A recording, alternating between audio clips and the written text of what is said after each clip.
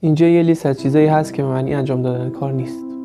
آماده شدن برای انجام کار به معنی انجام دادن کار نیست. مشخص کردن زمان برای انجام کار به معنی انجام دادن کار نیست.